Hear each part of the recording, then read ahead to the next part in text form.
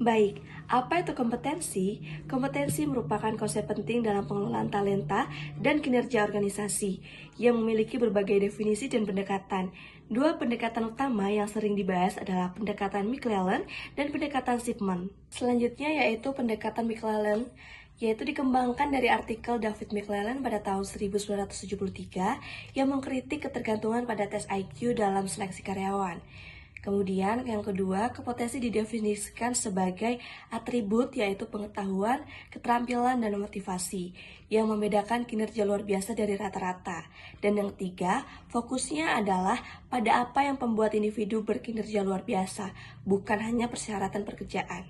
Kemudian yang kedua, ada pendekatan Shipman. Yang pertama, kompetensi didefinisikan sebagai atribut dan perilaku selaras dengan strategi organisasi untuk kinerja efektif. Kemudian yang kedua, menekankan level kompetensi atau dasar hingga ahli dan relevansinya dengan peran. Kemudian, pentingnya kompetensi. Yang pertama, kompetensi lebih fleksibel dibanding analisis pekerjaan tradisional dalam menghadapi perubahan. Yang kedua, membantu organisasi mendefinisikan atribut kunci untuk kinerja efektif dan mendukung strategi. Nah, model kompetensi kini diterapkan untuk kelompok pekerjaan atau organisasi secara keseluruhan, memprioritaskan atribut yang mendorong hasil strategis. Menjadikan perumusan kompetensi sebagai proses strategis. Banyak perusahaan membuat model kompetensi melalui Departemen Sumber Daya Manusia, namun seringkali model tersebut tidak langsung berhubungan dengan kebutuhan atau tujuan bisnis perusahaan. Sebelumnya, model kompetensi lebih banyak dipandang sebagai hal yang terpisah, hanya fokus pada pengelolaan karyawan dan pengembangan kemampuan mereka. Namun sekarang ini model kompetensi semakin diintegrasikan ke dalam pembicaraan strategi bisnis. Hal ini membuatnya tidak hanya menjadi alat untuk manajemen sumber daya manusia, tetapi juga menjadi bagian penting dari pengelolaan kinerja dan solusi terhadap tantangan strategis perusahaan. Dengan kata lain, kompetensi yang dimiliki karyawan kini sangat berkaitan langsung dengan pencapaian tujuan perusahaan, memastikan bahwa setiap kemampuan dan keterampilan yang dimiliki karyawan mendukung arah dan strategi bisnis pada perusahaan. Kemudian selanjutnya ada kompetensi dalam rantai nilai strategis. Langkah pertama, dimulai dengan pandangan konkret tentang apa yang dilakukan bisnis untuk pelanggannya, bahwa setiap langkah atau keputusan dalam bisnis harus didasarkan pada pemahaman yang jelas tentang bagaimana produk atau layanan yang ditawarkan dapat memenuhi kebutuhan dan harapan pada pelanggan. Artinya, bisnis perlu fokus pada nilai yang mereka ciptakan untuk pelanggan, baik itu dalam bentuk produk berkualitas, layanan yang memuaskan, atau solusi yang relevan dengan masalah yang dihadapi oleh pelanggan. Kemudian langkah kedua ada memperkenalkan konsep kompetensi inti. Konsep kompetensi inti merujuk pada kemampuan atau keahlian utama yang dimiliki oleh sebuah perusahaan yang membedakannya dari pesaing dan memberikan nilai lebih bagi pelanggan. Kompetensi inti ini adalah hal-hal yang menjadi kekuatan utama perusahaan yang tidak mudah ditiru oleh kompetitor dan menjadi dasar bagi keberhasilan jangka panjang pada perusahaan. Misalnya, jika sebuah perusahaan memiliki keahlian dalam inovasi teknologi atau dalam layanan pelanggan yang luar biasa, itu bisa dianggap sebagai kompetensi inti mereka. Keahlian-keahlian ini menjadi fondasi yang mendukung strategi bisnis perusahaan dan memungkinkan mereka untuk tetap unggul di pasar. Dengan memahami dan memfokuskan diri pada kompetensi inti, perusahaan bisa lebih efektif dalam memanfaatkan sumber daya dan mengarahkan usaha mereka untuk mencapai tujuan yang lebih besar. Kemudian selanjutnya ada langkah 3, diskusi ini harus mendalam dan mungkin berlarut-larut karena ini adalah inti dari diskusi strategis. Apa yang dihasilkan dari diskusi ini sangat penting karena berkaitan langsung dengan identitas dan arah perusahaan. Ini bukan hanya soal memilih keahlian atau kekuatan apa yang mereka akan difokuskan, tetapi juga tentang mendefinisikan siapa perusahaan itu, apa yang ingin dicapainya, dan apa yang menjadi keyakinan dasar pada perusahaan. Ini mencakup pertimbangan mengenai apa yang membuat perusahaan berbeda, bagaimana perusahaan ingin mempengaruhi pasar, dan bagaimana mereka ingin memberi dampak positif pada pelanggan dan masyarakat. Kemudian selanjutnya ada langkah 4, pembahasan tentang pengetahuan, keterampilan, kemampuan atau karakteristik, serta perilaku lain yang dibawa orang ke organisasi. Setiap orang membawa pengalaman, keahlian, dan cara berpikir yang berbeda yang dapat mempengaruhi cara mereka berkontribusi dalam perusahaan. Semua aspek ini, pengetahuan, keterampilan, kemampuan, dan karakteristik membentuk kontribusi individu terhadap organisasi dan mempengaruhi kinerja serta keberhasilan tim atau perusahaan. Oleh karena itu, penting bagi organisasi untuk memahami dan mengelola berbagai elemen ini dengan baik, agar dapat memaksimalkan potensi setiap individu dalam mencapai tujuan bersama. Kemudian selanjutnya ada metode perumusan kompetensi. Yang pertama, meneliti penyebab kesuksesan pekerja, berfokus pada mengidentifikasi faktor-faktor yang membuat seorang pekerja sukses dalam perannya. Pendekatan ini dilakukan dengan menganalisis para pekerja yang berkinerja tinggi di organisasi untuk memahami apa yang membedakan mereka dari yang lain. Hal ini mencakup keterampilan teknis yang dimiliki pekerja, kemampuan interpersonal dalam berkomunikasi dan bekerja sama dengan tim, serta kemampuan dalam memecahkan masalah secara efektif. Selain itu, karakteristik pribadi seperti sikap positif, kepercayaan diri, dan ketekunan juga turut berperan dalam kesuksesan mereka. Kemudian yang kedua, ada menggunakan panel ahli untuk menjelaskan apa yang penting dalam sebuah peran. Panel pakar yang terdiri dari para manajer lini yang familiar dengan peran pertahanan sering digunakan untuk mengembangkan kompetensi. Beberapa praktisi menggunakan panel yang mencakup pertahanan atau orang lain yang familiar dengan peran pertahanan. Metode yang paling umum didasarkan pada pengetahuan, keterampilan, kemampuan, atau karakteristik dan perilaku lainnya yang dicurahkan melalui curah pendapat. Kemudian yang ketiga, ada menggunakan model generik atau kumpulan model. Titik awal lain untuk sebuah model dapat berupa model yang sudah ada sebelumnya atau generik. Salah satu titik awal yang populer adalah model kecerdasan emosional dan sosial Goleman. Model ini membahas karakteristik pelaku yang sukses dalam hal apa yang mereka kenali dan bagaimana mereka mengatur perilaku mereka baik dalam hal diri mereka sendiri maupun orang lain. Model Goleman menyoroti pengetahuan, keterampilan, kemampuan, dan karakteristik lain yang diperlukan dalam hubungan antara orang-orang. Baiklah, selanjutnya saya di sini akan membahas mengenai varian potensial tentang pembandingan kompetensi. Dalam penerapan kompetensi secara strategis, terdapat 5 varian potensial dalam pembandingan kompetensi yang dapat digunakan untuk meningkatkan efektivitas organisasi. Yang pertama, ada pembanding internal. Di sini, pembanding internal itu berfungsi untuk membandingkan kinerja antar individu ataupun antar unit dalam organisasi yang sama untuk mengidentifikasi kesenjangan dan potensi peningkatan. Misalnya, jika tim pemasaran cabang A memiliki tingkat keberhasilan yang lebih tinggi dibandingkan cabang B, maka analisis terhadap perbedaan kompetensi itu dapat membantu meningkatkan kinerja di cabang lainnya. Baiklah, yang kedua ada pembandingan eksternal. Pembandingan eksternal menggunakan tolak ukur dari luar organisasi seperti industri atau pesaing untuk menilai dan meningkatkan standar kompetensi. Sebagai contoh, pembandingan eksternal sering digunakan untuk menilai tenaga kerja suatu organisasi dengan tenaga kerja dari perusahaan lainnya dalam industri yang sama. Namun, pendekatan ini memerlukan perhatian khusus dalam pemilihan sampel. Misalnya, jika ingin membandingkan tenaga penjual, itu tidak cukup hanya dengan membandingkan mereka dengan semua tenaga penjual secara umum. Sebaliknya, perbandingan harus dilakukan dengan tenaga penjualan yang memiliki peran, target pasar, serta strategi yang serupa. Kemudian yang ketiga ada pembandingan berdasarkan peran spesifik. Pembandingan berdasarkan peran spesifik adalah pendekatan yang membandingkan individu atau kelompok dengan rekan yang memiliki peran atau fungsi yang serupa, baik dalam organisasi yang sama maupun yang berbeda. Tujuannya adalah untuk memastikan kompetensi yang dimiliki relevan dengan tuntutan pekerjaan dan standar industri, sehingga karyawan dapat bekerja lebih efektif dan berkontribusi maksimal.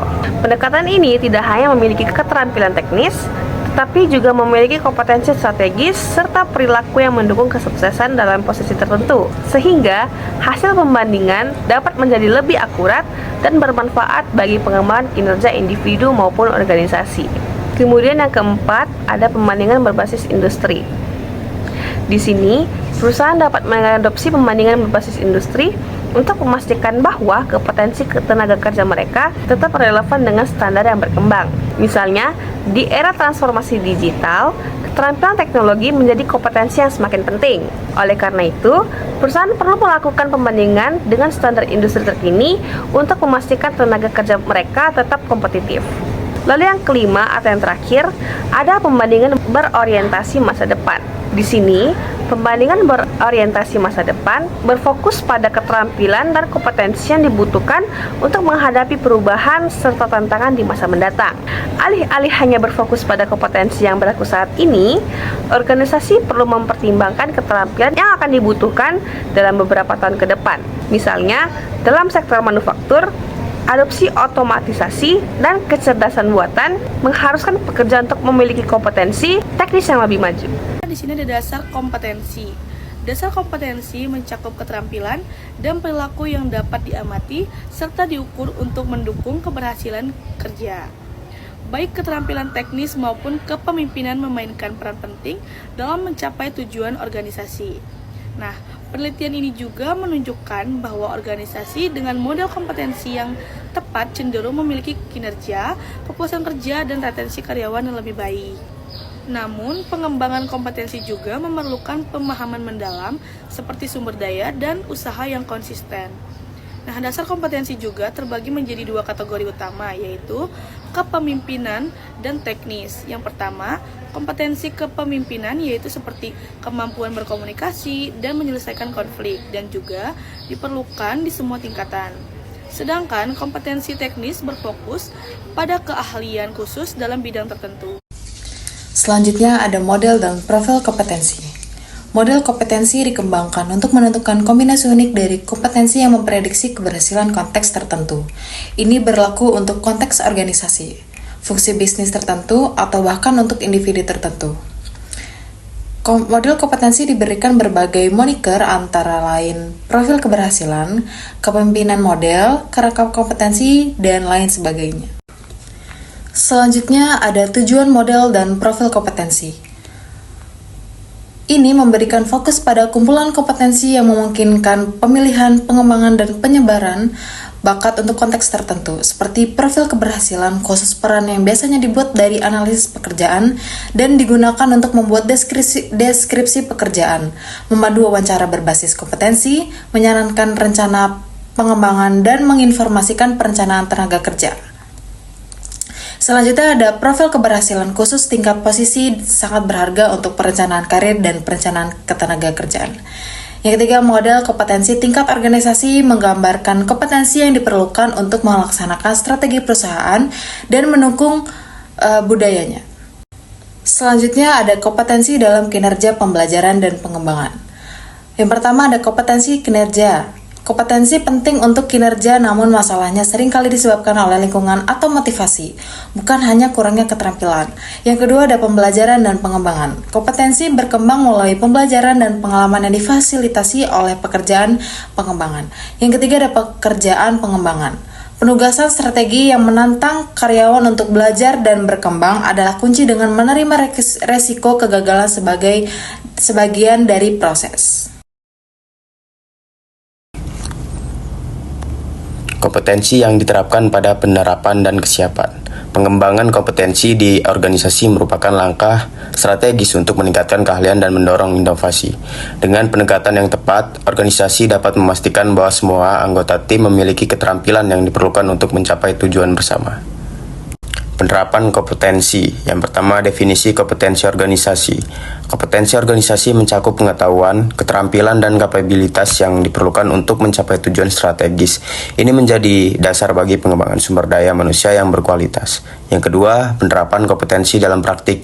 Identifikasi kebutuhan, melakukan analisis kebutuhan, pembelajaran untuk menentukan kompetensi yang diperlukan oleh karyawan.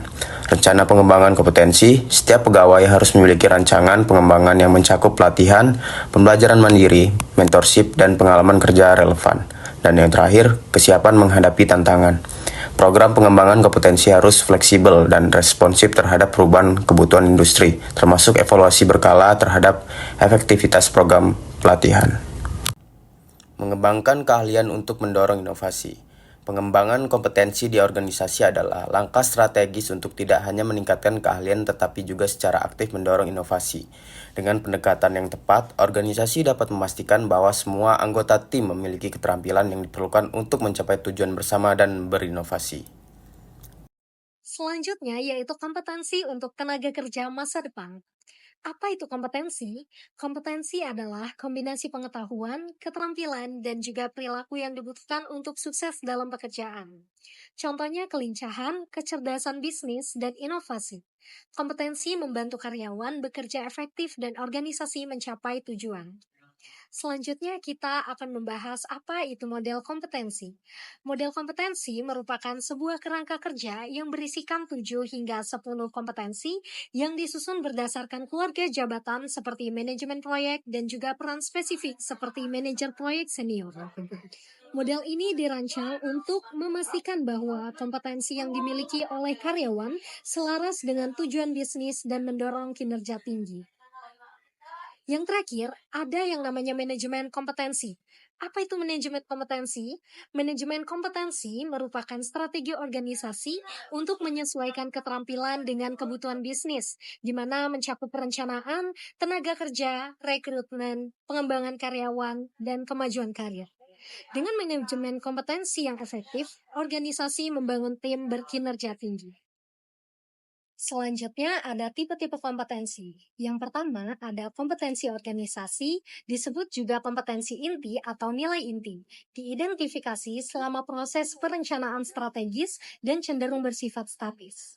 Contoh umum kompetensi organisasi meliputi fokus pada pelanggan, inklusivitas, integritas, tanggung jawab sosial, kerjasama tim, dan juga transparansi. Biasanya organisasi ini memiliki 4 hingga 6 kompetensi inti yang harus dimiliki oleh semua karyawan.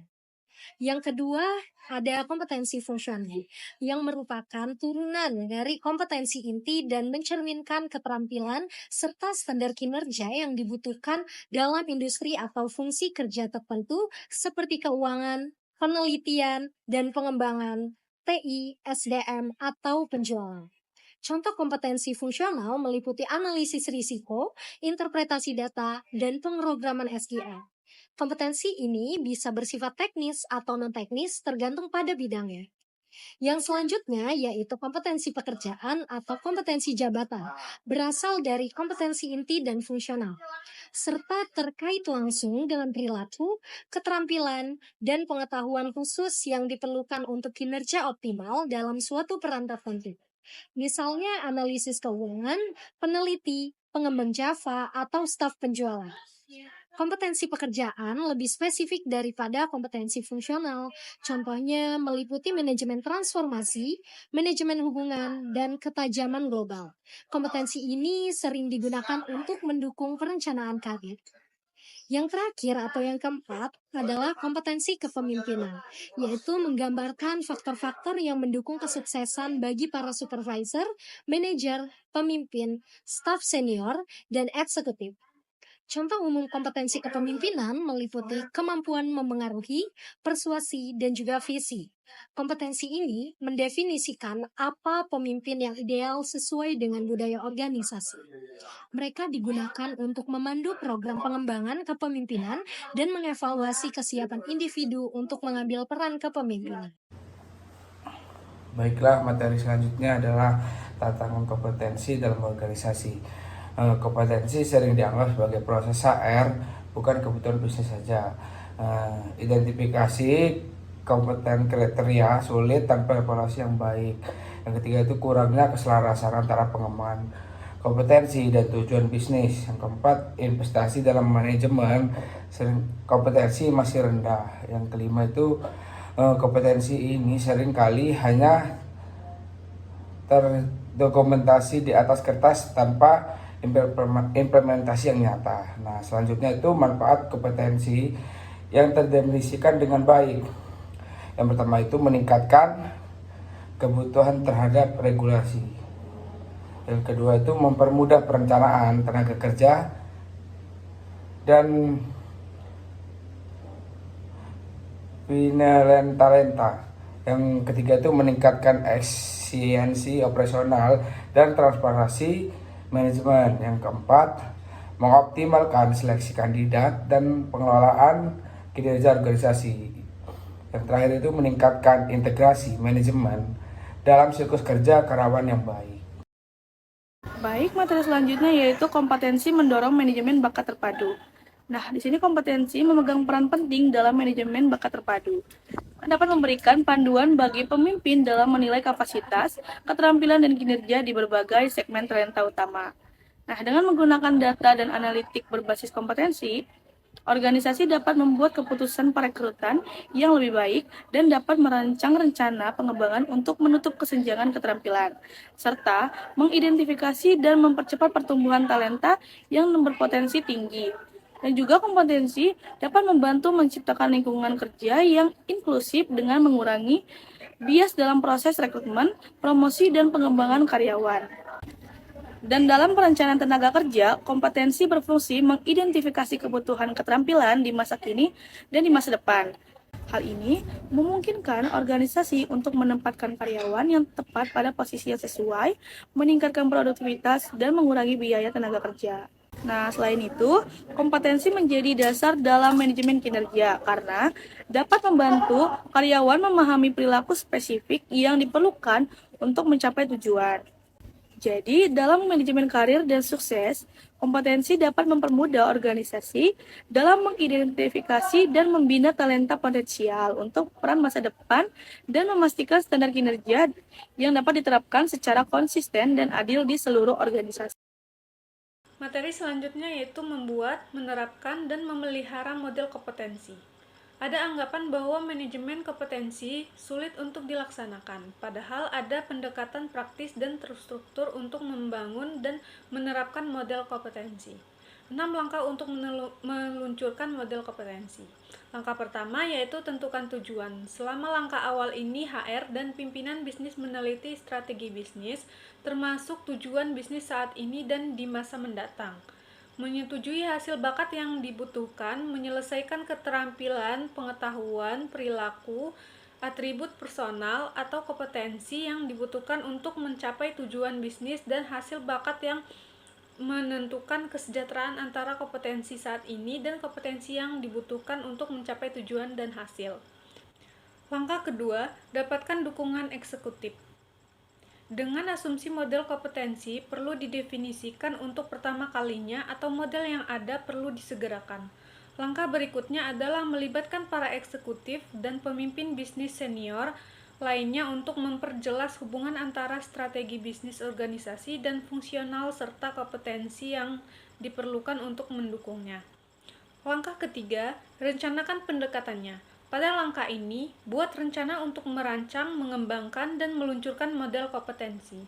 Tim SWAT yang ditugaskan untuk aktivitas ini harusnya dibatasi hingga 5 atau 6 orang, dan harus mewakili pimpinan SDM, pimpinan bisnis, dan manajer lini serta konsultan atau pakar dalam fungsi tersebut. Langkah keempat, buat model setelah merencanakan pendekatan untuk meluncurkan model kompetensi. Tim SWAT siap untuk membuat model kompetensi. Langkah kelima, terapkan model. Untuk meluncurkan model tersebut, tim SWAT harus mengikuti protokoler manajemen perubahan dan mencangkup validasi model. Komunikasi pemangku kepentingan yang jelas dan transparansi mitigasi resiko uji coba keterkaitan yang jelas antara model dengan tujuan bisnis serta dokumentasi dan pengembangan aktivitas utama dalam setiap proses bakat yang selaras dengan model tersebut. Langkah keenam, Perbarui model. Implementasi model kompetensi tidak berkaitan dengan peluncuran yang sukses. Agar model tetap segar dan selaras dengan perubahan sasaran bisnis, tim SWAT menetapkan proses untuk mengumpulkan umpan balik secara berkala dari para pemangku kepentingan tentang hubungan antara model kompetensi dan aktivitas bakat serta dampak bisnis model terhadap hasil bakat dan hasil bisnis. Dampak bisnis dari manajemen kompetensi berkinerja tinggi. Meskipun banyak pemimpin mengabaikan manajemen kompetensi, hal ini tetap menjadi inti dari setiap strategi bakat berkinerja tinggi dan budaya keunggulan. Faktanya, organisasi dengan manajemen kompetensi yang kuat memiliki rata-rata dampak bisnis 40% lebih tinggi daripada yang tidak memiliki dan 2 kali lebih mungkin untuk memenuhi atau melampaui target keunggulan. Selain itu, organisasi yang melaporkan tingkat integrasi kompetensi yang tinggi ke dalam setiap proses bakat dilaporkan berada di kuartil teratas dari hasil bisnis dan bakat yang penting. Kesimpulannya, manajemen kompetensi adalah landasan strategis dalam pengelolaan talenta yang berfokus pada pengembangan keahlian, mendorong inovasi, dan menyelaraskan kinerja individu dengan tujuan organisasi. Melalui pendekatan berbasis kompetensi, organisasi dapat meningkatkan efisiensi operasional dan transparansi manajemen, mempermudah proses perencanaan tenaga kerja, seleksi kandidat, dan pengelolaan kinerja, meningkatkan keselarasan antara pengembangan kompetensi dan tujuan bisnis yang secara signifikan berkontribusi pada keberhasilan organisasi dalam menghadapi tantangan dan perubahan di masa depan.